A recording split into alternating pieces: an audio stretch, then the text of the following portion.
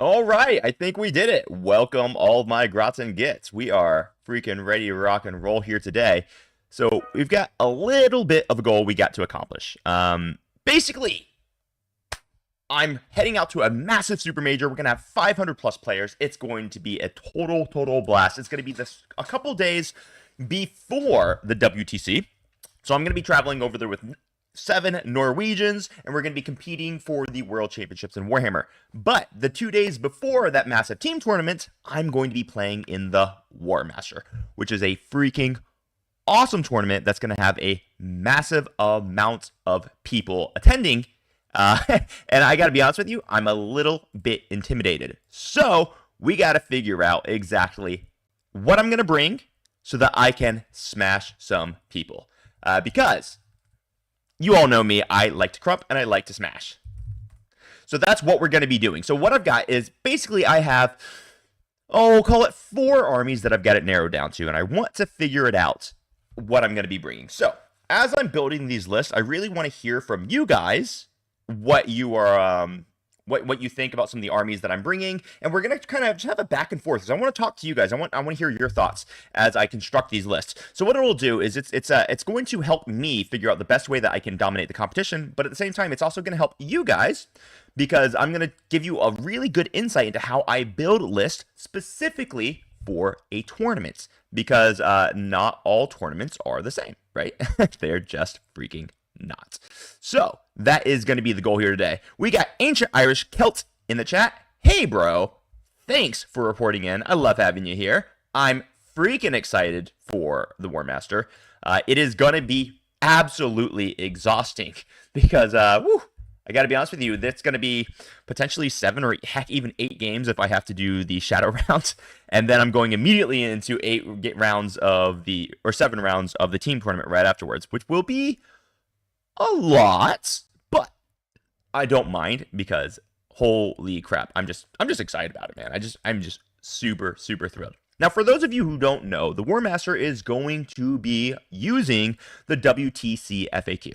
And essentially what that means is if you've ever played in any of our tournaments, hanging out in the Happy Company Wargaming server, which, giving a shout out, holy crap, it is awesome seeing how much people are getting better during these tournaments, like the one we're in right now. But sorry, I digress. Then you'll know a lot about the WTC FAQ. Basically, it's GW with a few rules clarifications. The big one being that they don't allow you to stand 1.1 inches away from a wall to deny a charge to infantry because they'll just give you a 2-inch engagement off of that to encourage interaction. And that's more or less the big change, but there's a couple other changes. The terrain can be a little bit different and things like that. But it's a doozy, man. And I gotta be honest, I'm a little bit nervous. So we got a couple other people in the chat right now. We got Athion Verada. He's asking if the Golden Boys are going to make a cut. Well, just so you know, the Golden Boys potentially make the cut. Just a little spoiler. So I'm going to go through 4 armies here. And if you guys are interested in me helping with like some of your ideas as well, don't be afraid to super chat in, and I'm happy to go through some other list building tips for you as we go through this. But the 4 armies that I'm currently considering is I'm looking at actually the Golden Boys. I'm looking at a Custodes list, and I'm going to build that on screen, and we'll talk through it. I'm looking at bringing the Blood Angels. So yeah, the Blood Rangers.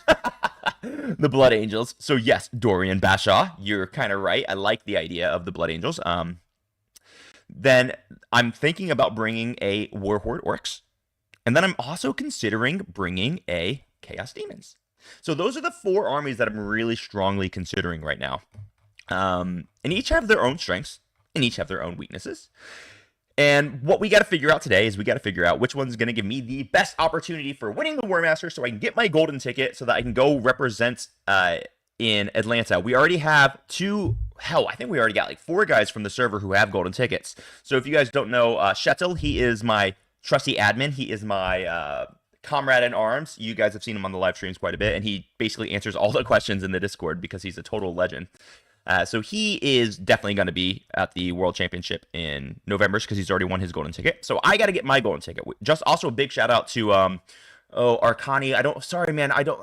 I think your first name is John because he just won a 100 person GT with War Horde Or he didn't win, but he went 5-1, and because of the way the brackets went, he a golden ticket filtered down to him. So just a huge, massive appreciation and support to you guys. So that was freaking awesome. So I got to get my golden ticket, and there are several golden tickets up at the War Master, so we got to figure it out. All right, so the specific challenges that we have with the WTC is with the War Master, is we have submissions we got to play, and we've got to figure out exactly what the big threats are. And when we're looking at the threats, here's the thing. Let's go ahead and let's start with this. Let's identify what the big threats in the meta are. We have Thousand Suns. Thousand Suns are a freaking problem, and they will slap people to death. So I have to build something that can counter Thousand Suns. Now, basically every single one of those armies that I brought back, that I brought up, all of those individual units have the ability to play against Thousand Suns. I'll just give you kind of a brief rundown of this. So if I bring Custodes, well, I can run potentially a triple rapid ingressing Venatari, which can just overwhelm them in a turn. Or I could run a Talons of the Emperor, which will get a 5 Field of Pain against all the psychic and all the mortal wounds, which is really, really important. If I'm running Orks, I can potentially get up the board and activation lock Thousand Suns, because they really don't have that many units now. So if I'm running everything inside of those trucks, inside the battle wagons, you can kind of overwhelm them by forcing them to activate too many times, and then you can slap. If I run the Blood Angels, well, honestly, guys, the style Blood Angels that I play, I think beats Thousand Suns now. Now, there's a specific Thousand Suns build that it does not beat, but that is not a popular build these days. So I think Blood Angels give me quite a good play. Then lastly, the Chaos Demons. Oh my gosh. Have you guys ever tried killing a Greater Unclean one? He has a 4 Field of Pain and he heals every time he passes a Battle Shock. Because it is not an experience I suggest that you guys really, really attempt. So I'm going to open up, let's go ahead and open up, and I'm actually going to open up with Chaos Demons. And things that what I really want to consider. So I'm just going to go ahead and create a new list here. I'm going to start from scratch. And we're going to kind of talk about how these Chaos Demons go. So I've been playing Chaos Demons in the Happy Crumpin Teams tournament, and oh my gosh, they are so much fun, and they are a real darn problem. They don't necessarily counter everything, but they don't have a bad matchup into anything. And that is an army that I kind of enjoy the way that it plays when it comes to actually just going to singles, right? Because there's no army in the game that when it's put across from my Chaos Demons, am I like, I don't have a chance. So effectively, the way I think every Chaos Demons list has to start is I'm going to start it with freaking Rodicus, because holy crap, for 230 points, that guy is a Chad.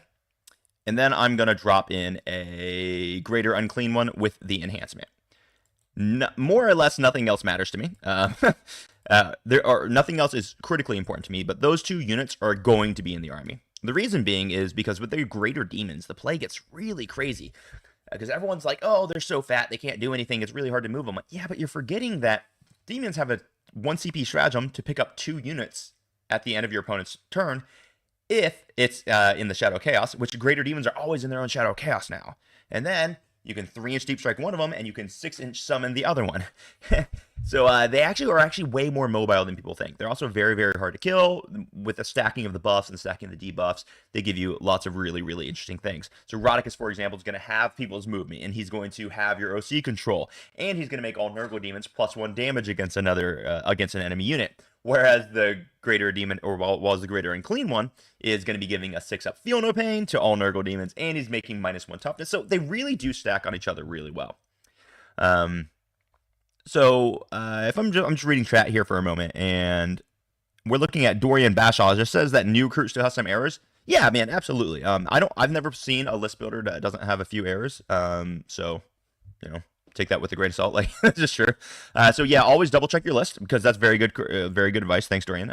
You should always double check your list against, say, like the Codex or the most recent updated digital rules, because there could always be some mistakes anywhere. But yeah, so I'm gonna run the Greater Unclean one in Rodicus. Now, this is an idea that I have that I don't think is really being thrown about, but I actually really like Plague Drones, because when I'm running Rodicus and the Greater Unclean one, the big issue is that they don't really kill very well. Now, I mean, Rodicus's sweep is going to be 14 attacks, hitting on 2s. It's going to be a lot, most of the time wounding on 2s because you're going to make your enemies -1 toughness from the greater and clean one, and it goes up to damage 2. So they do have the ability to slap some, but their big punches kind of are just low strength. I think it's only strength 8 or strength 9 in the case of Rodicus. It might not even be strength 9 for him. What's his it's only strength 8. So what the plague drones might actually do for me is they can actually shoot a unit, and they give all Nurgle demons reroll wound rolls until the end of the turn, which is very, very spicy because suddenly my Greater and Clean One and Rodicus begin slapping up. So I think that's pretty dang disgusting, and that is 2 units that are hard to kill because they have 4 up invulns, 6 up Feel No Pain on Rodicus, 4 up Feel No Pain on the Greater and Clean One. They can summon the Plague Drones anywhere to get the shots off to proc the reroll wound rolls whenever they need it. It does get really fascinating. So then I'm going to put in my favorite unit for the demons, and my favorite unit right now is 100% the Keeper of Secrets, because the Keeper of Secrets is a total freaking pimp. You're always going to give her the Shining Aegis, because the 5 of Feel No Pain is impossible to not take, and then you're also going to give her Soul Stealer. So let me give you this, let me kind of break down this little combination, because I freaking love it. So this combination right here, this unit is, here, let me pull up their stats. Let me make sure you can see them on screen. Oh, I need to shift the screen here a little bit. Let me do this. All right. Oh, geez, I got 2 cameras on screen now. Here, I'll do this. Just bear with me for a second. I don't know, you can go there. All right, so she's moves 14. And remember, demons have access to advance and charge with a strat. She's toughness 10 with a 4-up invulnerable save, 18 wounds, a 5-up Feel No Pain. She's always -1 to be hit. Suddenly, she becomes pretty hard to take care of. And she also slaps elite infantry exceptionally hard, because when you look at her attacks, she's going to have 4 attacks with her snapping claws. That's going to be damage 3, strength 6. And her Wit Sealer Sword is going to be 6 attacks, damage 3, strength 8. Now, don't forget, she's always in her own Shadow of Chaos, so she will always be at +1 AP. So, she's actually AP 3 on those weapons base. That's not bad, man. That's actually really, really good. So she's got a 5 Feel No Pain, she's got the -1 to be hit. Now, I'm going to tell you my second favorite combo that I found with demons right here, and if you haven't seen this, get ready to get your nipples stimulated. So the Mask of Slaanesh. The Mask is a lone up, 85 points. It's fights first, 6 attacks, nothing special on the offensive profile, but on its defensive profile, it's very dang good. It can always declare charge when it advances or fallbacks, which you're probably never going to use that. But what you will use is its other ability. Read this one with me, people. At the start of the fight phase, select one enemy unit within 6 inches of this model until the end of the phase. Each time a friendly Slaanesh demon attacks that unit, add 1 to the wound roll, and that enemy unit is -1 to be wounded. So what I can do is I can just put this chick, this this Keeper of Secrets, I can just drop her in front of a big unit of, oh, I don't know, Sword Brethren. She's going to be -1 to be hit. She's going to be -1 to be wounded. She's going to be +1 to wound them. And then she'll still have a 4-up invuln and a 5-up Feel No Pain. And because of the enhancement she's getting, the Soul Stealer, every time she kills a model, and remember she's flat damage 3, every time she kills a model, she's going to heal a wound on a 3-up. Then she's still a demon, so every time she passes a battle shock at +1, mind you, she also heals. So this chick heals like freaking crazy. It is unbelievable how hard this chick is to kill. And I say chick, I don't know if she's a chick. She's pretty androgynous, but it is what it is. I need a beer break, excuse me. All right, I had my beer break. So that is basically the core of the demons that I'm looking to build. If you guys see, oh, excuse me, sorry about that. So I was running the, I'm not sold on the Bloodthirster, basically. The Bloodthirster kills, and he's really good at killing, but man, is he expensive. So my thought process for this army is that its job is not to go kill things. Its job is to not die, and then to score all of the points. And I can use that because the Mask is lone up, so she can go be scoring points, while she's also giving that 6 inches of -1 to wound, +1 to wound, right? The Keeper of Secrets actually can kill things, especially when you give her the +1 to wound. The Rodicus and Greater and Clean One kill things that you're not expecting to kill because they have so many buffs and debuffs. So I don't really think I need the Bloodthirster. So instead, I'm just going to start throwing in some... units, because we need some units. Daemonettes are rock stars. They, especially when you give them the demonic icon and the instrument of chaos, because when you do that, these chicks get to have +1 to their charge. So you can always like teleport in that Keeper of Secrets, and then 6-inch teleport in your Demonettes to get a 5-inch charge because they're +1 to their charge roll. Now, they are 3 attacks each. They get to reroll hit rolls on objectives, and they get dev wounds. So they can seriously slap, which is pretty dang good. So Holy the Bully, he says, what are my thoughts on Kairos? So there is another demons list out there that runs Kairos, and he runs a bunch of Lords of Change, and they all stack within their buffs. So they're always going to be at +1 strength because they're always within their own aura of shadows.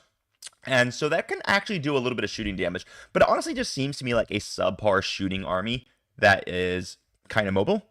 So that's, if you guys know me, that just is not my style.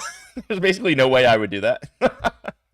I was considering running like a bunch of pink horror spam, but the problem with pink horrors is that their ability to split only procs off of attacks. So if you know how to deal with pink horrors, they're very easy to deal with. And since all of you are here, I'm really excited to share with you how to deal with pink horrors. Throw grenades at them, because that is not an attack. So when they die to the grenades, they can't split.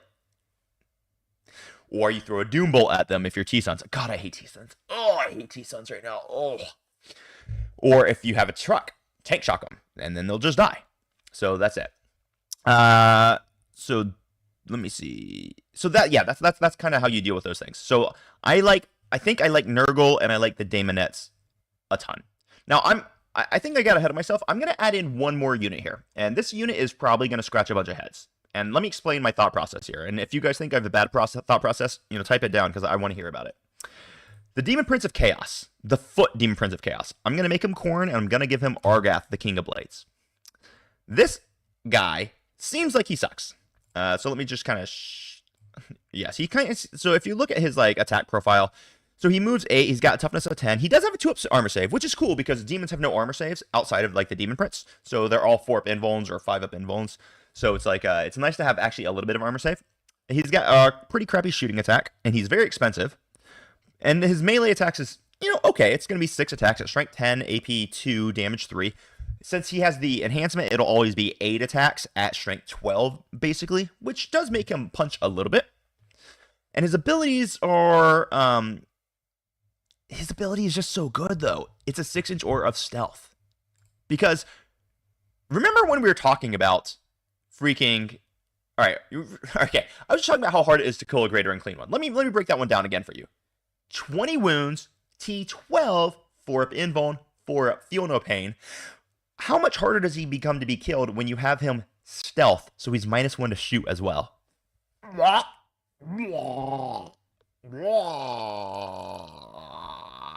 It is brutal. It's just a ton. So I actually really like that stealth aura because you can just pop him down there. He's going to give stealth to the greater and cleaner one, to Rodicus. So basically any gun line is going to be just having a nightmare trying to get through your guns. And that's very true. Decker has a question. He says, is there a player pack for this event you are prepping for? Info like terrain layout, missions, etc. Big factors in planning on a run to winning an event. Yes, there is. It is, if you go to the worldteamchampionships.com, it will show you under the War Master. So it's the War Master GT, and that will give you the player pack. So Darkja has another comment here. He says, a couple of demon specialist guys seem to really like screamers for objectives. I'm not opposed to screamers.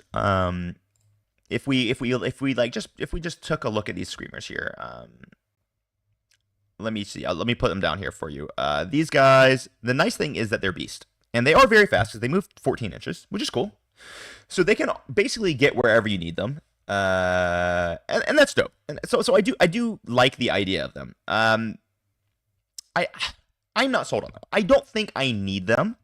So let me build out the rest of what I have, and then let's talk about some replacements. And I'll kind of get to why I don't think I need the screamers. So we've got 2 units of Daemonettes. For those of you who don't know, I still love Nurglings. I'm gonna go 4 units of these bad boys. Because Nurglings, even though they're OC 0, and they are OC 0, but bear with me, so they can't do actions, they can still score behind enemy lines. They can still score area denial. They can still score engage on all fronts. So it does still open up some fixed play if I want to do fixed, but I'm not shoehorned in that. I don't have to do that, right? But that -1 to be hit in melee aura is so powerful, because what ends up happening with demons is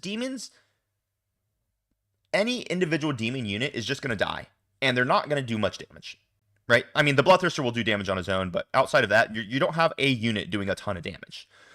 What they do is they stack buffs and they stack nerfs. So when I'm in melee and I have my Keeper Secrets, who's always -1 to be hit, and she's going to be -1 to be wounded, and she's going to be +1 to be wounded, and she's got another unit of Nurglings nearby her giving another -1 to be hit. So even if a unit is +1 to hit, they're still going to be at -1 to hit.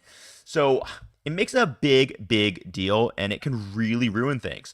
So now that we have the stealth aura affecting the Greater Unclean One, he becomes a nightmare to kill and shooting. So I put a Nurgling unit nearby him, and so now you're -1 to hit him in melee as well. It just stacks so beautifully. It can also be really good against armies such as the World Eaters, where you desperately want to stop their turn 1 move or their turn 1 scouts. So you just put up your Nurgling unit. So I'm still going to include, I think, about the 4 units of Nurglings, and that leaves me with some decent units here.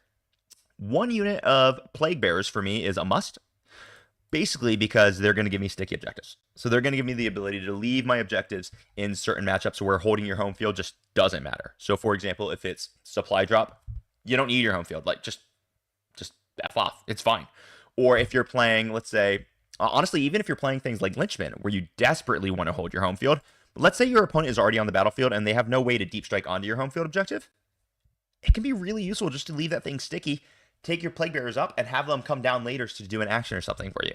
Having that sticky objective is actually a really, really nice thing. Now, we can also always use CP for sticky objectives when you running demons, but I got to be real with you. I love using my CP just to teleport around the board, and that's what I'm going to be using it.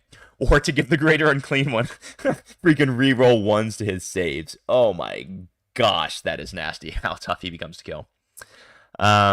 Yeah, so Dark Shot, 100%, man. Nurglings can screen all those big demons. It's just such a good unit. After that, I'm in a bit of a pickle because I'm at 1670. Now I'll tell you what I could do here.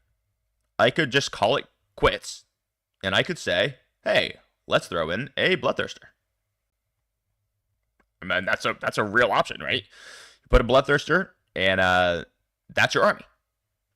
It's not a bad army, actually. 2 units of Demonettes. I could even turn one of these units of Demonettes into Blood Letters now, so that you can utilize the Blood Letters.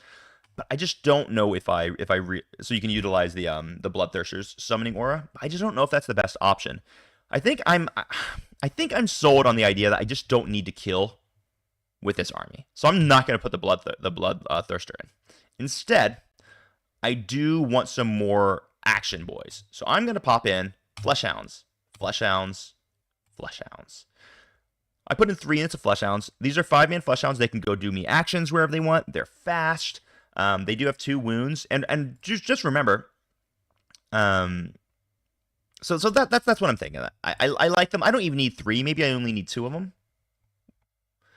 And then that gives me 1 more unit that I can take. That 1 unit could very easily be, I don't know. It could be Bloodletters. Could be some more Daemonettes. Could be Blood Crushers. I actually kind of like having a bare bones unit of Blood Crushers, to be honest with you. Like a bare bones unit of Blood Crushers that just charges in, causes 4 mortal wounds. That can be really, really useful on demand. And they're a little bit hard to kill. Man, do I do that? Like, so I'm at 1990 here. Huh.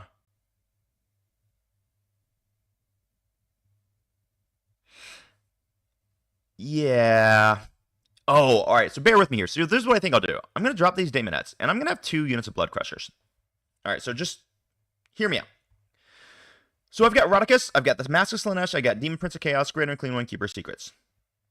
So the Keeper Secrets job is to be an unkillable bastion that is just going to wreck elite infantry. And she does that job very dang well. The Greater Unclean One and the Rodicus are going to be holding an objective on lockdown, and you're never going to kill them. I mean, you can, but if you want to dedicate your entire army there, I'm just going to go score every point in the world. I've got a unit of Daemonettes that can be very flexibly summoned in by the Keeper Secrets, or they can always take advantage of the advance and charge strat because they move base 9, so they can get to wherever I need them to get. I got these 4 squads of Nurglings, and they can score me area-based secondaries, such as behind enemy lines, engage, area denial. I got Plague Bearers. They're going to babysit my home field or teleport in when I need them to.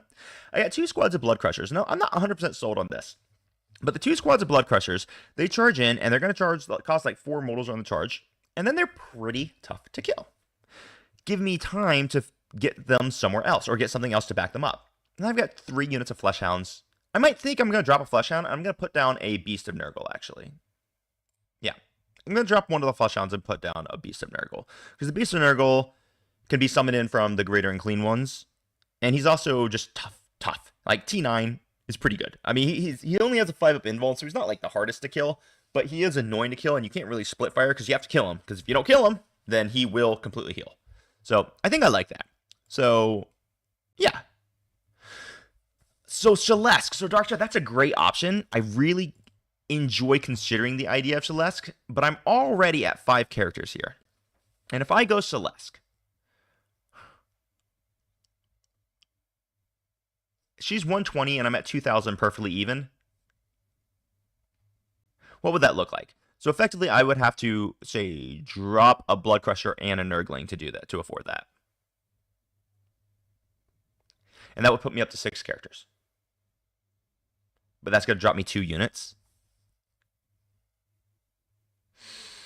I'm not sold on it, man. I think it's a really interesting idea. I think the Shalesk is a super fascinating idea. But I'm not sold on that.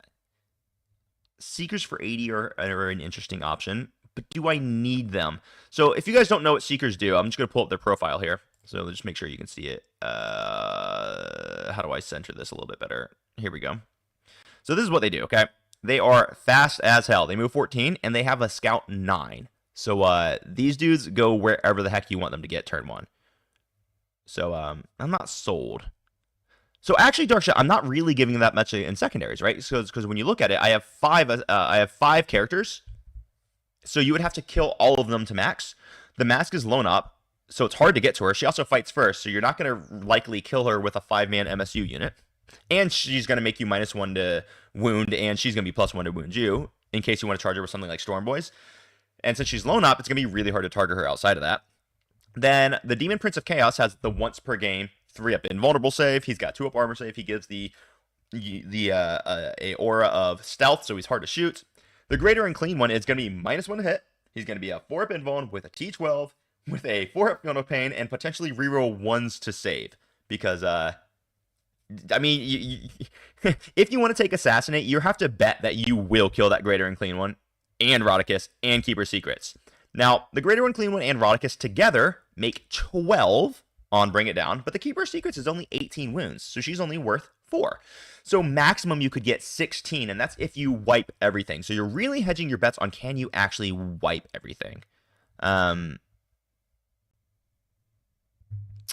is actually really interesting. So no Darkshot. Each Greater Demon does not give 10 points of fixed. So you're mistaken on that. Because the Keeper Secrets is only 18 wounds.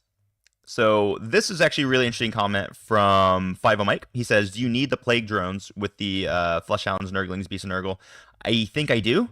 Jack Kwan says, you could do a unit of 6 Nurglings to get the 10 points you need. That is a fascinating option. Let's see what that looks like. So, if I wanted to bring Shalesk, I would have to accept that now it's much more likely that I'm going to be giving up Assassinate for 100%. Because now Shalesk, when she dies, they get points, and then they kill her again because she comes back to life. They get points again. But he's right. I could actually, because Nurglings are only 70 points if you take them in units of 6. It's that new thing GW's doing, which I think is cool. That is a really interesting option. I think I'm generally... I think I'm generally satisfied here. And let me just give my closing thoughts, and then I want to move on to the next army. So here's my idea, and if you see any glaring holes in my logic, please let me know. What we've got is we've got 3 big demons. Each one is 2 of them are nightmares to kill. Rodicus isn't actually the hardest to kill. He is only a 4-up invuln. He does have 22 wounds at T12 with a 6 up Feel No Pain because he'll be within 6 of the Greater Unclean One. So he's not easy to kill, but he's not the hardest to kill. The Greater Unclean One is a freaking nightmare to kill, and the Keeper's Secrets is a nightmare to kill because remember, she heals for every model she kills, and every time any of them pass a Battle Shock test, they're also going to heal, which makes them a disaster for Tyranids to fight against because Tyranid's entire army mechanism is making you take Battle Shock. So every time they make me take Battle Shock, I just heal D3 on all of my demons. it's disgusting. So that's their jobs. Then I've got Daemonettes, which are a fast-moving skirmishing unit, which will absolutely trade up, especially with 30 attacks, rerolling hit rolls on objectives, dev wounds coming out. They will trade up. Every time they pass a Battle Shock, I get D3 models back. They're not exactly hard to kill, of course. So they are generally a missile that you send out to do something, and then they die, but sometimes they live.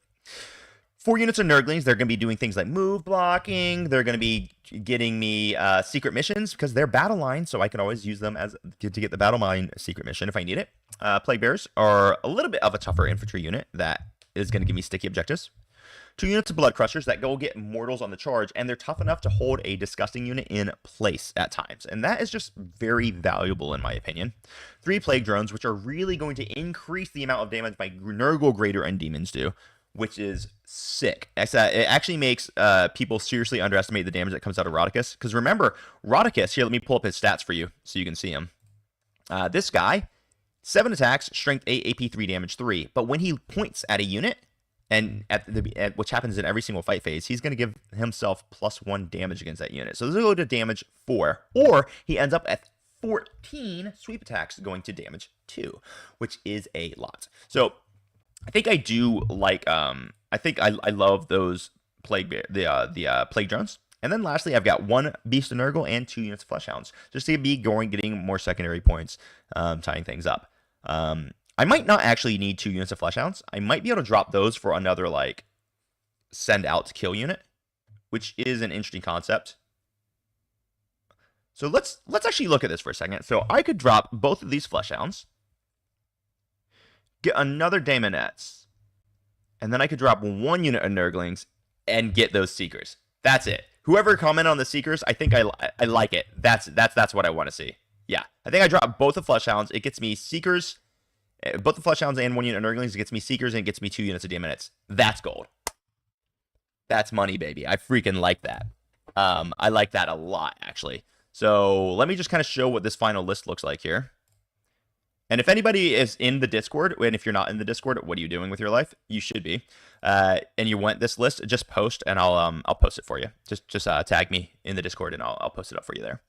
So basically, we're going to go with a Demon Prince of Chaos, Greater Unclean One, Keeper's Secrets, Rodicus, Mask of Slaanesh, 2 units of Daemonettes, 3 units of Nurglings, 10 Plague Bears, 3 Blood Crushers, 3 Blood Crushers, 3 Plague Drones, 5 Seekers, and Beast Nurgle. That is a list that is hard to kill. That is a very fast list, and it is a list that is going to be scoring like mad. So I think I like this idea. Yeah, I like this idea a lot. Okay, let's look at a different style list. Let's go with some Orks. Orks. War Master. Add the Force. Okay, you guys know me, and when I play Orks, I like to kill things. I like to murder face things. So there's only one choice for me. It's going to be War Horde. I'm not playing Bully Boys. I'm not saying Bully Boys are dead, but I'm not going to win a super major with them. It's just not going to happen. I'm already just probably not going to win. There's 512 people, and it's going to be some of the best players in the entire world. So to optimize my chances, I don't think War Horde is going to do it. Green Tide has too many counters now because it did get nerfed. Now, honestly, if Green Tide had not gotten nerfed, I would consider bringing that to War Master, even though I kind of hate that playstyle. But let's build a War Horde list. I don't think there's any such thing as a War Horde list where I'm not going to bring 3 war bosses. So let's just start there. Boom, boom, boom. Obviously, they're all going to have claws because claws be rocking. I also, by the way, love beast bosses. So I'm going to go double beast boss, I think. And what that does is it tells me what my next units are. So I like beast bosses because beast bosses give me the flexibility to trade outside of the wall because they trade up in damage like crazy since they get the anti-monster vehicle 4 up, with the dev wounds, and they get the reroll hit rolls, so they could really fish for sustained hits in War Horde, and they could really just smash big nasties outside of the wall, and then inside the wall, of course, as well. So obviously, I am going to need 2 units of Beast Snagas to go with the Beast Bosses, and then I got to figure out what I want to run with the War Bosses. Well, certainly 2 units of Knobs. I think I'm going to run a 10-man. And they're going to all have Power Claws, of course, because Power Claws be the best. And then I'm going to run a 5-man as well. Now, I might go double 5-man, but I'm not sold on it yet. So I'm just going to start with this. And then I think I do like having 1 unit of boys. So the unit of boys is going to be led by a war boss, which is going to let them really punch up a lot as well. Luis Gustavo has a question about the Big Hunt. You know, I like the Big Hunt. I'm a fan. I think the Big Hunt is probably better than people think. But perfect. Thank you, Zulu.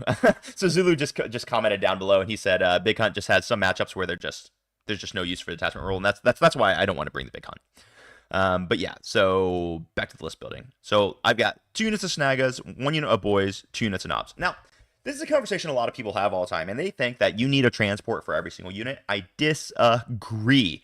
I am a huge fan of rocking out with the taxi unit, the taxi ability. So if you guys don't know what the taxi strategy is, basically what you do is you start a unit in a vehicle, you disembark them, and you move them wherever you need them to go.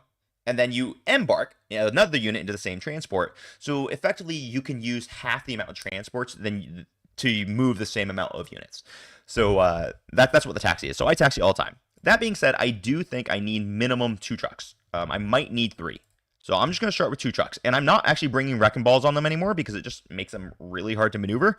And it makes them easier to see. And I don't get the benefit of the strength for tank shock anymore since tank shock is now done off of toughness. So I think I'm going to start with 2 trucks and I'm going to build out. I might want to include a battle wagon here. I'm not sold that I want a battle wagon though. For those of you, so I don't know what your opinion on this is, but I still love Gazkul. Like I love Gazkul Thraka. He is so good in War Horde specifically, especially when you consider that during the Wa turn, that bad boy is going to innately crit on 5s. So his unit is going to be lethals and sustains on 5s during the Wa. Then, since they're giving the aura of 12 inches, everyone else is going to be getting sustained and lethals on 6s, but I could say, look at, a 10-man unit of Knobs, spend 1 CP for Unbridled Carnage, and suddenly they are also getting lethal and sustained on 5s, which is brutal. Like, disgustingly brutal. So, I think I definitely still like Gaz, and he needs a bodyguard, and while I hate the fact that Mega Knobs suck now, I'm going to start him with 2. Just going to start them with 2. They're going to have Power Claws and Kill Saws. Because since they're going to be +1 to wound anyway, that's just what I'm going to give them. Yeah, so that puts me at 1490. So I've got plenty of points here to play around with. Let's look at, we know we need some Action Monkeys here. Action Monkeys are going to be Grots. So let's take 2 units of Grots. I am 100% going to need some Storm Boys, because Storm Boys be awesome. Let's take 3 of them, and I can always, turn that into 2 if I need points later. They're definitely going to have Claws, because why wouldn't you take Claws? Man, all right, so what else do I need? Because, all right, I don't need double units of 2 Mega Knobs. Man, Orks just have so many units. They're so cheap. I love Orks. Man, I really think I might actually do another unit of Knobs and then still run the 3 war bosses. Yeah, it's not an extra unit of Knobs, man. So that puts me at 1790. So now I have a choice to make. One interesting thing that I can do is, man, that's so tough, isn't it? I do like a battle wagon, Zulu. I actually really, really do like the idea of a battle wagon here. Yeah, but I just don't think the battle wagon does it. So, yeah, dude, I think you're right. I think I need Gits. But that means I'm definitely going to need another truck. So I'm going to put another truck down, and let's throw some Gits in here. Gits. Where are we at? Flash Gits. So if I do 2 units of Flash Gits, that puts me at 215. So I would have to drop 15 points. So let's just do 1 unit of Flash Gits. Or I could drop 1 unit of Grots. And that gives me 25 points, which is enough to give me...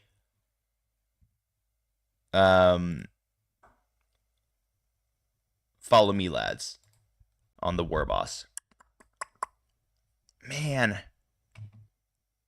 So I tell you, because I'm missing something here. And let me explain what I think I'm missing. I really want the Mega Boss with Super Cyborg body. I just really, really want him. I find him so damn valuable.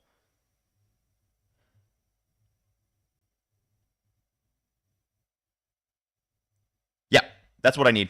So I'm going to drop one of the 5-man knobs, and I'm going to throw in a War Boss and Mega Armor, or I'm going to give him Super Cyborg body. Now, a lot of people aren't running this, but let me explain it to you.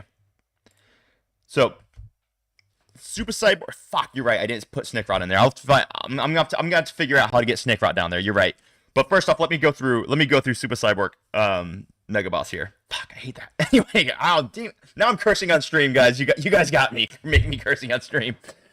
So, with my Super Cyborg body Mega Boss, you have a T6 model who's got a 2-up armor save, he's got a permanent 5-up invuln, and now he also has 7 wounds, and he's going to be getting a 4-up Feel No Pain.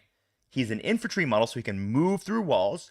This is a nightmare to kill, especially in War Horde where we have a -1 to wound strap. This guy, you can heroic him in to really, really mess up pylons. You can have him just ruin MSU units because an MSU unit cannot kill him. It is a nightmare trying to kill him in shooting. T-Suns can't drop down and Doombolt him to death because what are they going to do? Spend their Doombolt and then he just goes, cool, I have a 4 Feel No Pain and I take, whatever, 2 damage for your Doombolt. He doesn't care. Man, the War Boss is so freaking good. So then it begs the question, how the heck am I going to be getting my freaking Snickrot in here? Because I want him. Oh, I've got so many characters. Oh gosh, it just hurts my soul to see all these characters on here. 2, 3, 4, 5, 6, 7. So I'm definitely giving up Assassinate. But you know what? This army is placed to murder my opponents. So Snickrot is, what, 95 now? Yeah, so I can't just drop a unit of Gits for him, unfortunately. That would be too easy.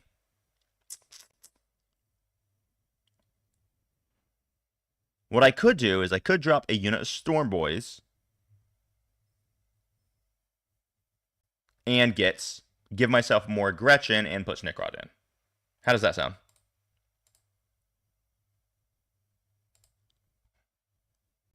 Let's drop a Storm Boy unit. Let's drop a Git unit. Add Grots. Put Snickrot in. That gives me 20 points left over.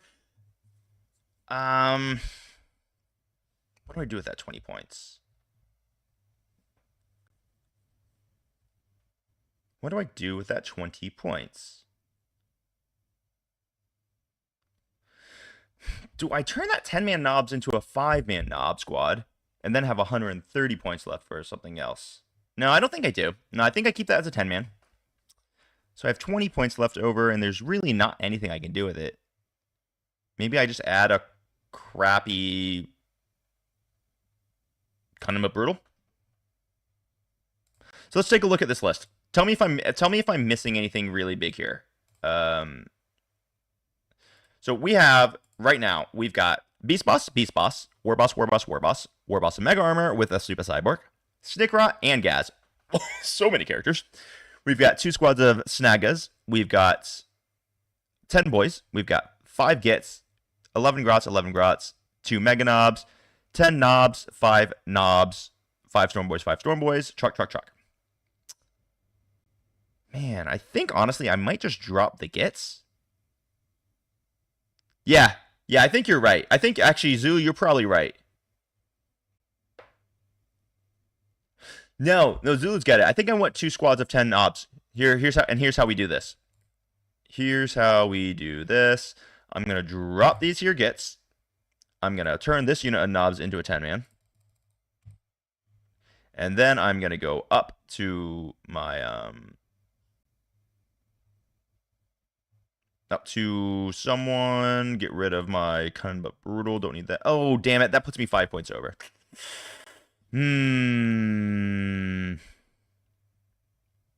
That puts me 5 points over. Ugh. Why you do this to me? That would have been so perfect. All right, so it's got to stay at 5, which leaves me literally 100 points. Oh, I know what I need. You guys are going to laugh. Wait. All right, first to type into the chat what I... All right, so I know what I need. All right. Let's see.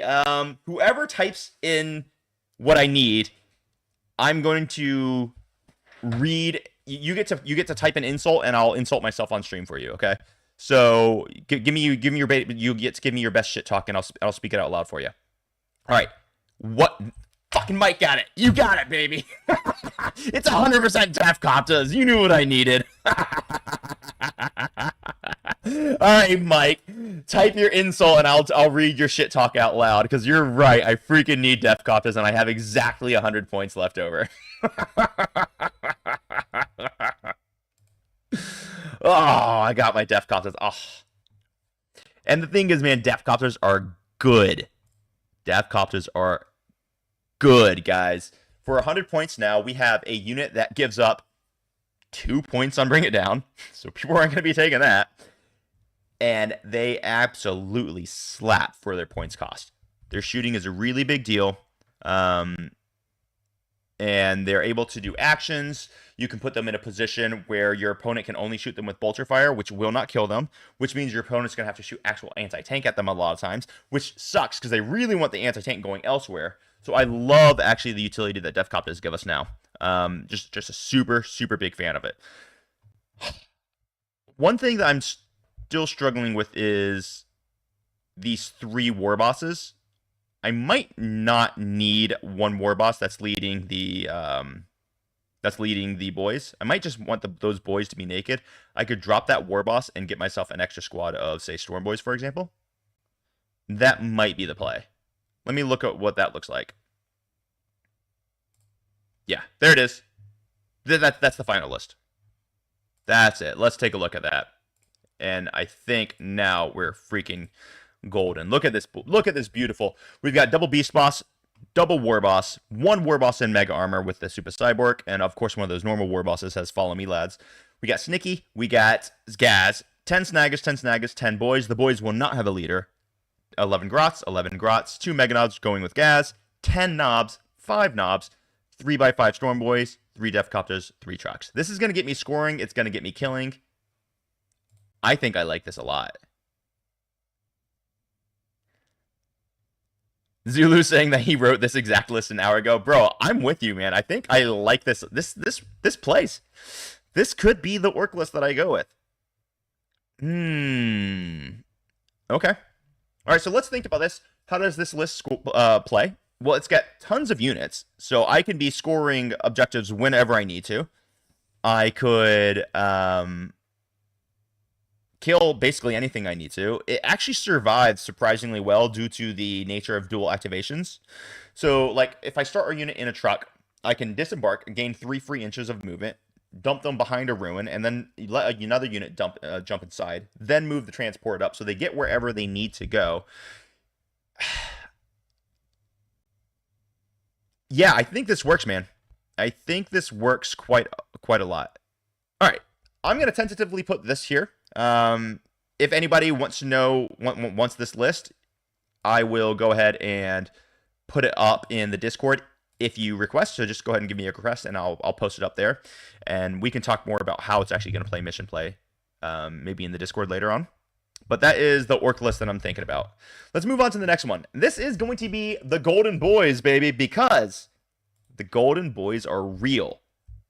I was talking about with one of my coaching clients earlier today, which now is a great time to, plug, because if you're looking for coaching and you're trying to up your game, I have a very affordable and amazing coaching service where we go through your games weekly. We go through weekly subjects of developing you as a player. It is pretty freaking awesome, and it is honestly not that expensive. Not for the amount of time we put into it. Adeptus War Master. Let's drop that down, and we'll create the list. So I like that. All right, so let's look at the Custodes. Now, I think I could run a shield host, and a shield host would be a blast, and I could kill anything that I'm going into. But shield host has some matchups that it's just going to run straight through, and then it's got plenty of matchups where it's just going to instantly die when you sneeze at it. So I don't think I want to run shield host. So I think it's got to be the Talons. When I'm running the Talons, I need my Alaris. So I'm going to start with a 5-mana Valaris. My 5-mana Valaris is a total pimp, because one thing that a lot of people aren't thinking about with the Adeptus Custodes right now is the Alaris, when they go up to Strength 5 and AP 2 with their shooting, they pop Rhinos, which decreases the need that you have for, say, a Caladius Grav Tank, for example. It's a really big deal. So I think the Alaris become just brutally efficient in Talons. So I'm gonna pop that unit down, and they will of course need a captain, because captains be awesome. Oh, let me change my configuration. We'll go to Talons. There we go. All right. So I'm gonna have that captain. I'm gonna have a Alaris squad unit. I personally think Valerian is just unreasonably good. I'm gonna have Valerian because I need a unit that can hold a objective down. Now, one person, and he's going to be leading the Wardens, of course, because Wardens be freaking awesome with the Vexilla. So Valerian, what he does is he's going to give me a unit that is going to be AOC and melee. And this means that I have a unit that is almost as tough as everything used to be. Hey, don't you dare talk crap about my tabs, Josh. I'll talk about your tabs, girl. So this gives me a unit of Wardens. Now, I had a complaint earlier today where people were talking about how Valerian squad is too slow. They said, yeah, I like Valerian, but it's just too slow. It only moves 6 inches. I need the Blade Champ, because when I have the Blade Champ, I can then advance and get into position. But I think what they are kind of missing is that we actually have reactive move strats. So a lot of times what people will do is when they know you have a reactive move strat, they'll have no problem moving towards the units that they don't care about you moving. So they will end within 9 inches of Valerian. That gives Valerian the opportunity to move up the battlefield where they're not expecting you to go. They always think you're going to use reactive moves defensively, but reactive moves can be used very offensively as well. And it gives us the ability to actually get Valerian further up the field and get him stuck in a lot of times. Chicken Dinner says, why is Valerian even playable? He seems totally useless. I think I just vehemently disagree with you. I mean, you have a 110-point model, and that 110-point model is giving a... he's going to get to flip a dice once per game, and he gives them Armor of Contempt, bro. Armor Contempt is unbelievable on Wardens, who are already -1 to be wounded. And they're going to have a 5 Fiona Pain against Mortals, because I'm playing Talon, so I'll always have a sister squad next to them. And they're going to have +1 to their OC. And once per game, they get a 4 Fiona Pain. It's just... I don't know what you're talking about, man. Like, when they get Armor Contempt, it becomes pretty disgustingly good, actually. So, yeah. All right, so that's going to be me... I'm going to put 5 Wardens down with Valerian. I'm going to have my Shield Captain Alaris. I definitely think I need some Venatari. So let's go and drop down 2 of those squads. Only lances. You can't take guns, unfortunately, because in 10th edition the guns are just awful. Like it's just so bad. So nope, you're not taking guns. You will, however, take the spears. So I'm going to run 2 units of those Venatari.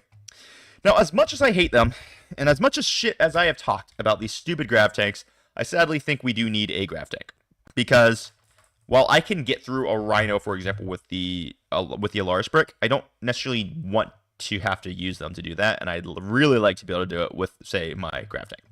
The grav tank can also touch an objective, and he's fairly tough with the 2-up armor save, T11, and he's got the still got a 5 invuln. So it's not necessarily like you can just send an MSU unit in there to take him out. So I think I do like running the 1 grav tank. Now since I'm playing Custodes, I have a huge weakness, and that is mission play. So this is where I definitely think I 100% really want a Custodes Assassin to jump in. The Custodes Assassin also really helps against the melee armies, because one of the big things that these guys have is so one of the big weaknesses that we have as Custodes now is actually melee, which is kind of shocking because that's where we should shine. But the Custodes kind of solves that with the Vect Aura, because suddenly your interrupt costs 3 CP, or if you want to be -1 damage against us, it's going to cost you 3 CP instead of the 2 CP, for example. So I think I really, really want a Custodes in now. And she's also really great for mission play, because I can always pick her up and I can put her down to get me, points somewhere else. So yeah. Yeah, chicken dinners, like, he says if AOC was in rage and melee, it'd be good, but just melee is useless unless you're fighting a full melee army. Yeah, I just think I just fundamentally disagree with your entire concept there. uh, it's just, yeah, AOC in melee is amazing. Like, it's amazing, especially if you're a melee unit that's going to do everything you can do to get into melee. So yeah, I think I'm just disagreeing with you there. But appreciate your thoughts. Okay. So then we got two squads of Venatari, we got one Custodes, we got one Caladius. I need some more units. I don't have enough units, and I got to get some sisters in here. So let's put down. Let's close this out. Let's get me two squads of Witch Seekers, because you have to have Witch Seekers. They're so dang good. I think I really am going to want a Rhino, because having a Scouting Rhino that also gives me a 5-up Fiona Pain aura is really good. Puts me at 1645. How much does this do? Oof. Let's see. I think I want some. Oh man, I can't get 2 units of guard. Oh, that would have been too perfect. It would have been too perfect. Could I, however, do guard and I think it's the 2 squads of an Atari that does it. Oh, you know what? Here's what I can do. I can do this. I can go a 2 squads of guard, drop Witch Seekers, turn them into prosecutors, and that could just be everything I need. All right, help me out here. Maybe I'm being stupid. But let's take a look at this. All right, so we go the Shield Captain Alar's Terminator, Valerian. We got 2 squads of 4 guard, 5 Alars, 5 Wardens, 4 prosecutors, 3 Venatari, 4 Witch Seekers, Caladius, Rhino, Custodes. Now, the problem here is I only have 3 units that can give the 5-up Fiona Pain. That is a bit of an issue. So I might have to change that a little bit. Let me see here. One option is running the Alea with the... one issue is running the Alea with a bunch of Vigilators. Because when you run Alea with a bunch of Vigilators, you have a unit that is 200 points that has fights first, and is going to be hitting on 2s. How do I... Let me take a look at that. Drop Alea down and put some Vigilators. Now, I know this sounds a little bit weird, but I think I have been convinced. So, throw in some Vigilators, and I'm going to want all 10 of them. All right, so I have... Oh, that puts me 15 over, actually, if I go 10.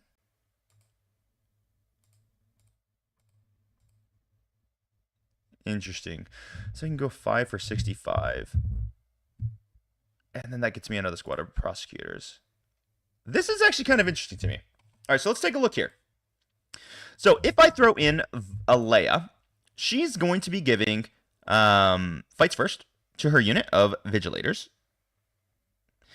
And those Vigilators will be hitting on 2s.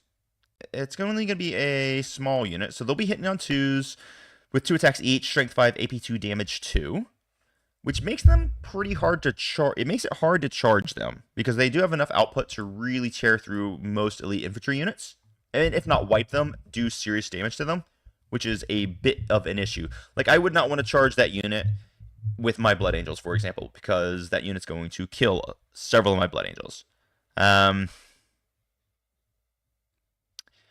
Then that's going to give me still 4 Custodian Guard. It's going to give me my 5 Custodians, 5 Wardens, 2 units of Prosecutors for a mission, 2 units of Venatari to go hunt and kill things, my Vigilator thingy, Witch Seekers for scouting, Caladius Grab Tank, a Rhino that's also scouting, and a Custodes to also go do things.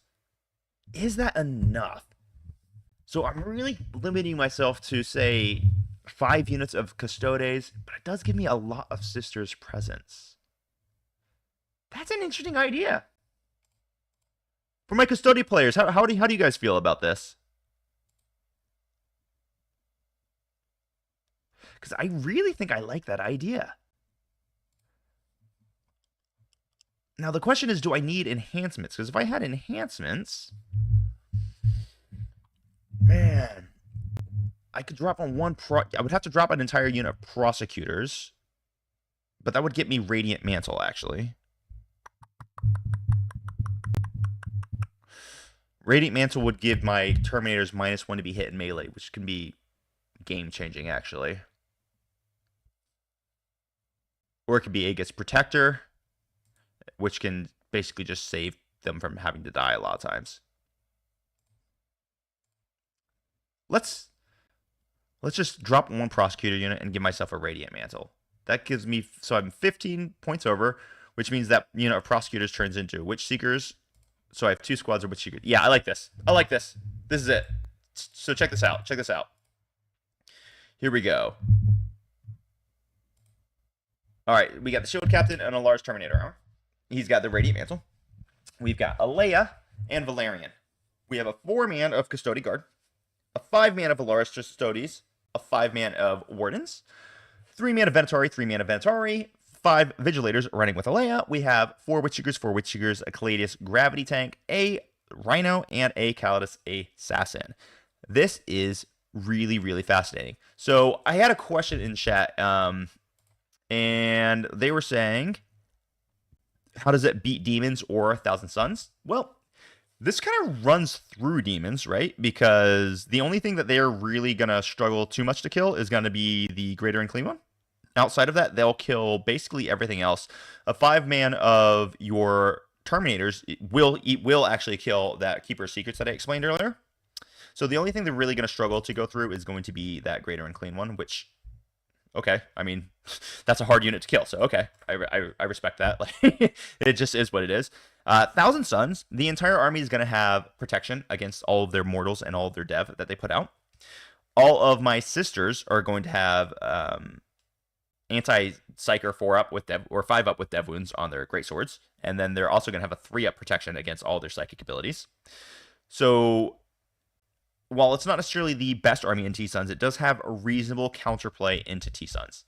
It has enough anti-tank that if they want to put a Mutilated Vortex Beast on a point, the Grav Tank can pick it up, especially when you stack that with like Alara shooting. They can pick up an MVP at range, which is very, very nice. And we have a lot of board control here. So I think this does well. The only thing I'm not really sold here on is going to be that 4 Custodian Guard squad, which I think the other option that I could go for is I could drop the Alea Invigilators, because that is 65 plus 75, so that's whatever points. And I could actually turn, if I drop both of those, I could also drop the Custodian Guard and get a second squad of Alaris Custodians. But I think I'd rather have the 2 units that are separate. So there we go. So let's keep this in. Once again, if you guys are enjoying this list, go ahead and hit the like button, but also you can request it in the Discord and I'll post it up for you.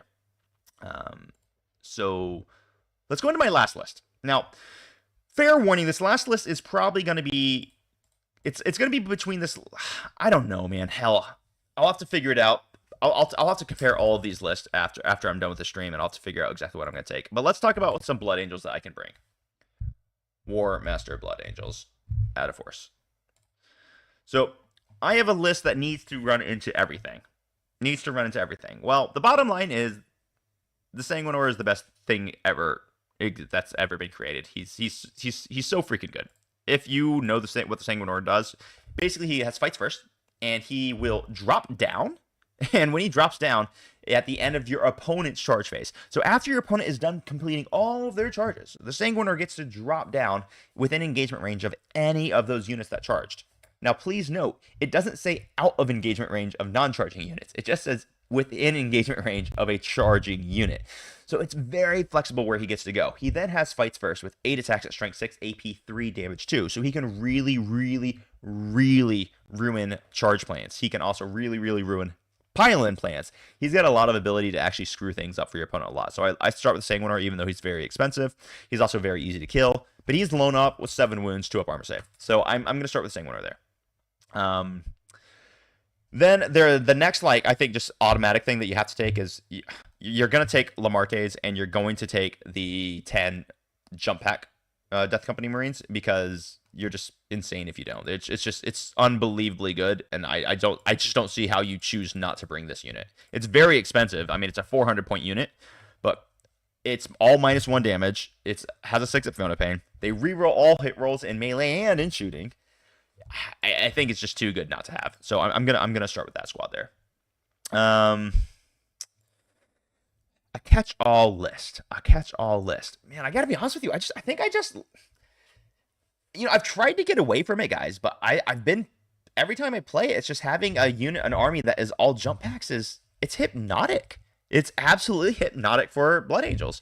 So I don't see a world where I don't bring a bunch of jump packs. So I'm gonna take a Van Vet squad, and I'm gonna make it a 10-man. They're all gonna have storm shields, and they're gonna at least be led by a Sanguinary Priest, because the Sanguinary Priest is going to be giving them +1 AP. So now they're Strength 5 AP2 or Strength 7 AP2 when they charge, and it's going to give them 5 Fiona Pain. So suddenly they're all 4 invulnerable with 5 Fiona Pain, which is way harder to kill than most people might expect. So I think I definitely want one of those. Then I like my JPIs. So let's put down some JPIs. Let's go 3 units of it for right now. Definitely need a Power Plasma Pistol and a Power Fist on those sergeants. So we'll just go ahead and do that. Then, man, I like one of these squads actually just being a 10-man. Because when they're 10-man, you can lead them with a Sang Priest, and they're also going to be at an additional AP. And they're also going to be having a 5 at Fiona Pain, which is, it's just freaking good. It's just really hard to not want that. It's just so good. Yeah, I think I need that. So Dorian, I completely agree. I definitely need scouts. There's no way I'm not taking scouts. Because if you guys don't know, but in Blood Angels, man, scouts become disgustingly good. Scouts are just obnoxiously good in Blood Angels. When they get the +2 strength and +1 attack when they charge, it's just, ugh, get out of here. Forget about it, right? We're definitely going to need a missile launcher because missile launchers are still just good. No bolt guns. I think I will keep my sniper rifle, and the other 2 will have shotguns. People say that in Blood Angels you should take the combat knives to get the extra melee attack, but I gotta be honest with you, man. I think having a shotgun is still more useful than an extra combat attack that's at AP0. So I'm just gonna run the shotguns on them. So I'm gonna start with 2 squads of those. I might actually want a 3rd. Since this is singles, I need an infiltrator squad, because if you just run up against an uppy downy army that you're not ready for, you get screwed if you don't have the infiltrator squad. And I think it was Innes Wilson's. Now, there's a lot of things I disagree with Innes about, but he said something absolutely brilliant. He said that Marine players who don't want to take infiltrators are just getting greedy. And that, man, spot on, Innes. Mad respect. I couldn't agree more. If you're not taking infiltrators, you're just being greedy. That one big unit that just denies, like a 30-inch diameter of the board is just unbelievable for just denying deep strikes. So we're going to put the infiltrators in.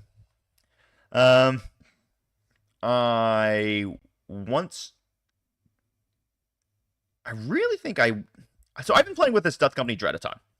Now, not everyone's on board with me here, and I understand that this might not be 100% the correct choice. But let me explain why I love this Death Company Dread. So I'm going to put his stats up on the table here. So he's got 7 attacks. Hits on 3s, Strength 8, AP2, Damage 3, Twin Linked. He's Death Company, which means he always rerolls his own hit rolls. And since I'm a Blood Angel, every time he charges, he gets 8 attacks at Strength 10, rerolling all hit rolls and rerolling all wound rolls. Then, his special ability is, every time he gets punched, he gets to fight or shoot. And the WTC FAQ has clarified that this applies in either phase. So if you shoot him while he's in melee, in your opponent's shooting phase, he can fight. It's bananas powerful. So be aware of that. It's really, really good. Then, he's slow. So the problem is that he's slow. He only moves 8 inches, which is fast for a Dreadnought, I guess, but it's still kind of slow. So you really have to have a delivery mechanism for him. So a lot of people like to rapid ingress him. I have found that I don't need to rapid ingress him because he has +2 to charge against monsters and vehicles. So I just go with a strat reserve charge. I just bring him in from strat reserve, and I give him a 7 in strat reserve charge, and I always make sure I save my 1 CP to reroll that charge roll. Because when I do that, like, he just lands the charge. Now, he can fail the charge, but if he fails the charge, your opponent then has to deal with him, which takes a lot of pressure. No, he moves 8, buddy. Dorian, his movement is 8, so he doesn't move 6. And since he's on a round base, he pays 0 pivot, so he moves 8. And he gets +2 the charge against monsters and vehicles, which is really, really, really nice. So I absolutely adore that. um, so basically, the way it works with this guy is the infinite fight glitch is unbelievably good. It allows him to get effectively 16 attacks in the turn that he charges. Because he charges, he fights. If he doesn't kill you and you punch him back, he then fights again. So, Marching on Podcast says points on here for Venatari aren't updated. They're 135 points for 3. No, they're not, dude. They're 165 for 3. Sorry, dude. They're not 135 for 3. Unless I missed like the craziest update, that stealth update that happened. No, they're definitely 165 here. Let me check Wikipedia to make sure that's true. I can't imagine that I missed that one. So, because they dropped from 200 down to 165, dude. Where are my Venatari? Yeah, 165 for 3, dude. Could you imagine if they were 135 for 3? That would be absolutely batshit. But I appreciate you hopping into the chat, buddy. But no, just to clarify, if anyone else read that, Venatari are 165 for 3. They're not 135 for 3. Yeah. So that's it. That's the let's get back to the list building. So yeah, the DC Dread is awesome. So basically, he charges in, he punches a rhino, for example, and kills the rhino. Well, typically when you disembark, you can disembark further than 3 inches if you just have a 5-man squad away from that model. But in Blood Angels, I have a 6-inch consolidation strat, which allows me to 6-inch consolidate into whatever disembarks from the rhino in this example. They hit me, I get to hit them. I still get 8 attacks with reroll, hit rolls, and wound rolls, so I kill you. And then I get to continue 6-inch consolidating, and I can chain this as much as I want. And I'll tell you guys, I have played against WTC players, a bunch of them, and it always lands. Like, everyone says it's really easy to screen, but it's not. It's really hard to screen, and it's just really, really good. So yeah, man. I think I love the DC Dread. I'm gonna bring him. I think he's in the list. So let's pop him down. He's a badass. So right now I have 1 squad of 10 Assault Intercessors jump packs, 2 squads of 5 JPIs, a 10-man of Death Company Marines with jump packs, a 5-man Infiltrator, 2 squads of Scouts, 10-man Van Vets, and a Death Company Dreadnought. Now, I think I want a unit that can pop something in shooting. So I am going to bring my freaking Vindicator. I love the Vindicator. He's awesome. He's in. Because one of the really cool things about this army is that I don't need Oath of the Moment on any of my core bricks. My Death Company with jump pack, they innately reroll hit rolls. My Death Company Dread innately rerolls hit rolls. My Assault Intercessors, my 10-man, they cause a bunch of mortals on the charge, in addition to me spending a CP to give them lethal and lance. So they don't really need reroll hit rolls most of the time. So that's one of the beauties of this. So I can basically plan on giving reroll hit rolls to my Vindicator. And that leaves me with 180 points left to play with. What do I do with 180 points? Well, I can give myself a captain to lead my 10-man jump assault intercessors. And if I do that, that would take them to strength 10, or I'm sorry, strength 7 on the charge with their chain swords, and strength 11 with their power fist. That's pretty nice. I could put in a ball predator, and that leaves me with 65 points. Oh, that's it. So if I put in a ball predator here, that would also get me a third. No, it doesn't give me a third scout squad. So yeah, all right. So then it's gonna be a captain. Let's put the jump captain in, because I think I like him a lot. He is, where are you, Captain on jump pack? Boom. That leaves me with 95 points left. Oh, that is so close to giving me a Custodes, which would be just glorious. Ah, man. But it doesn't fit the Custodes if I run it like that. Now, I could turn this 5-mana JPI into a normal squad of Assault Marines. Assault Intercessors. And that gets me a Custodes. Let's take a look at this. And then let me see if my brain is coming together here. Custodes, where are you? Custodes. There we go. All right, so that puts me at 2,000 on the nose. All right, let's run through this. Yeah, so Ilian says more scouts. Yeah, more scouts is always an option. But let me pitch this to you and see if y'all enjoy my thought process. All right. Here's the short. So I've got a captain with jump pack. He's gonna have a thunder hammer. So let me fix that real fast before I actually go through this. Give him a thunder hammer. Pew. All right, now let's go through this short form. All right, so this Blood Angels list, we have a captain with a jump pack. He's got a thunder hammer. He's going to be leading 10 assault intercessors with jump packs, which will have a power fist and 3 plasma pistols in it, and the rest of them will have the Astartes chainswords. He will also be joined by a sanguinary priest leading that unit. So what this unit does is when it charges, it's going to have like 45 chainsword attacks hitting at strength 7 AP 2. And if I want to spend a CP, it's going to be with lethal and lance, which is a ton. Then it's going to have 4 power fist attacks. That's going to be hitting at strength 11 at AP 3 damage 2. It's going to have 6 thunder hammer attacks. That's going to be hitting at strength 11 AP 3 damage 2.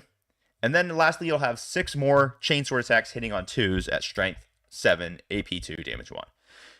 Not to mention the roughly 6 mortal wounds that I should cause when I charge. So that unit basically picks up anything, which is nice. They also become fairly hard to kill when you stack things like Armor of Contempt with them and a 5-up Field of Pain, because that's what the Sang Priest gives them. It gives them that 5-up Field of Pain. So I can put them in cover with with AOC, and then suddenly they have a 5-up Field of Pain. They just don't die like you expect them to die. Then I'm gonna have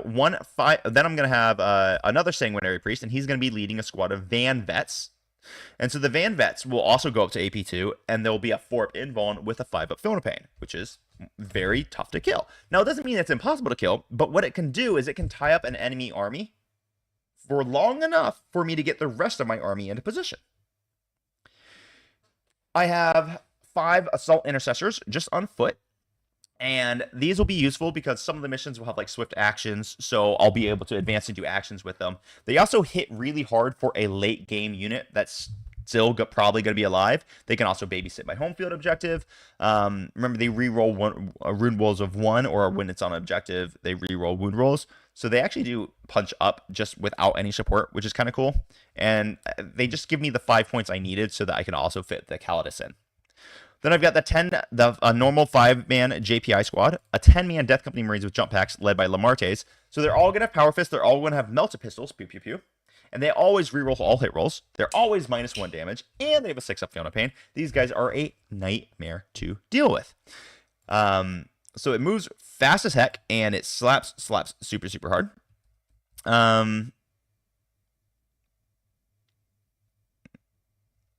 So yeah, that's really, really good. And then we have the Infiltrators to give us a ton of like teleport denial, which is a bunch of, especially with the resurgence of say like Vanguard Nids. Ugh, you don't want to mess with that.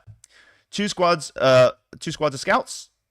We've got the Death Company Dreadnought, which just trades up constantly, and if your opponent doesn't screen correctly, it can run through an entire army in a turn. The Vindicator will pop tanks, and it can threaten big nasties. The Vindicator is, I'm not 100% sold on here, but man, he just gives you so many nice little options. And then the Custodes Assassin, who is going to be jumping around, getting all of my mission play, and I can put her in position to just screw up your CP management, which is just powerful. I think I like this. Let's see, one thing that I could do, and I could do this, is I could drop, say, the Vindicator, and I could turn him into a Ball Predator, and that would give me 50 points, which I can't really do anything with other than score secondary. So no, I don't think I do that.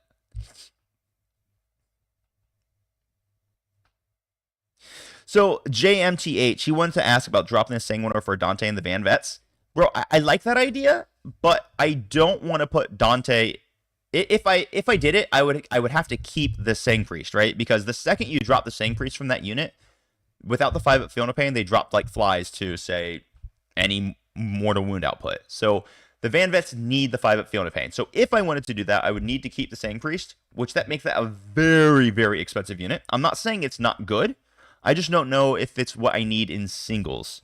I just don't know if you know what I need, what I see in singles. So Zulu wants to ask about Sanguinary Guard. All right, so let's look at Sanguinary Guard. So this is something that I've been trying to figure out how to use, and I just personally can't quite figure it out. So Sanguinary Guard. Let me pull up their stats for everyone to look at. Okay, cool. So here's the Sanguard. They move 12. They have a toughness of 4, which, normal Marine toughness, kind of. So they're always going to be wounded on 2s. They have a 2-up armor save. They only have 2 wounds each. Leadership 6, OC 1. Now, in melee, they're going to have 4 attacks, which will be 5 when they charge through their Blood Angels. Strength 5, so strength 7 when they charge. AP 2, damage 2. Not bad. Not a bad unit. But these bad boys cost 155 points for the unit. And their ability is when you attack them in melee, subtract -1 to be hit. For 155 points for a unit that loses half of its value from 1 CP to throw grenades at it, I don't get it, man. Like, if I could lead them with a Sang Priest, I think I'd take them. But without that, dude, they just die the second you tank shock them, and they're just gone. And that was like a huge portion of your army. So I cannot for the life of me figure out how people are running them. Especially when they hit on 3s. They don't even hit on 2s. Like, so if you want them hitting on 2s, you have to lead them with Dante, which is a huge point sink into a unit that just dies to any mortal output or dev wound output. So, man, I just can't figure the Sanguard out. I know there's going to be some of them at the WTC. So I'm really interested to see how other people are running them, but I just can't figure it out. They have to be. All right, so JMTH says that he thinks they need to be 3 wounds. Bro, I'm with you on that one. And I think we're going to see it because if I'm not mistaken, we're probably going to get an announcement about a Codex supplement for Blood Angels pretty soon. Take this for what it's worth. This is not confirmed, but it's supposed to happen by the end of July. So I think we're getting new models for them. So I'd be surprised if we don't end up seeing them go up to 3 wounds. But yeah, so if I could lead them with a Sanguinary Priest, I think I would run Sanguard. But since I can't, I just can't see it happening. I just don't see it happening, unfortunately. But I would love to. I really, really would love to, to be honest with you. But yeah, man. So this is where I think I am. I think this might be where I am. So basically, what we did today is we went through list building for 4 different units. I kind of talked about why I was building it the way I'm doing it, and I talked about like my thought process as I'm going through list building. If you are in the Discord, then I'm happy to post these lists up for you to share it, and you guys can go pontificate about it a lot. And I just wanted to take one brief moment here, and I really, really want to give a huge shout out to all of my members who are in the members Discord. You guys are rock stars. Just a little bit un-Warhammer related for a moment. We just had a conversation in there that lasted for about 45 minutes that was like deeply political in a political channel. So it wasn't cluttering anything where it wasn't. And you know what, man? You had people who had really opposed ideologies who had a really friendly and respectful conversation together. And it was awesome. It was so cool. Like you had people who were on the internet politically opposed to each other who had a real heartfelt, honest conversation, and everyone felt respected and like listened to. It was freaking great. We had conservatives, we had liberals, and it was so cool just to see that there's a place where people are allowed to like actually just talk and express themselves, but do it respectfully and be appreciated. So I loved seeing that going on in the Discord. I always encourage like people having places where you can just talk and understand that you're going to give everyone else the benefit of the doubt, that they're not trying to be dicks to you. So I know that was a little un-Warhammer related, but that just happened in the Discord, and I was really proud of everyone to be able to manage to have such a serious conversation respectfully, because that doesn't happen in real life. So I just thought I'd share that with you guys. It was pretty awesome. Anyway, if you guys like this stuff, you know what to do. You smash that like button, hit the subscribe, and tune in for more information. Share it with your friends. And if you're not a member of the Discord, also think about joining up, so that you can join in our team league, because the Happy Carmen Wargaming team league is going right now, and it is a freaking blast, and everyone's learning teams. And I gotta be honest, it's so freaking cool to see people getting better. People are learning lessons every single game, and they're getting better at piloting their armies. It is awesome. I freaking love it. So yeah, it's pretty freaking sick. Elin Cordova, I don't know if you're talking about a Discord server or the Paradise, bro. Yeah, man, it's my Discord server. So it's the Happy Cup and Wargaming Discord. It is in the members only section because I curate better conversations and more talk with my members than I do with my freebooters, although I still love my freebooters. So you guys should hop in there as well. Anyway, appreciate you all. I'm going to go ahead and sign off for tonight. I hope you all had an awesome freaking day. If you want to see any of these lists, you can just tag me in the members section of the Discord. Don't do it in the free section. I won't post it there. And until next time, crump on, you glorious, glorious people. Cheers.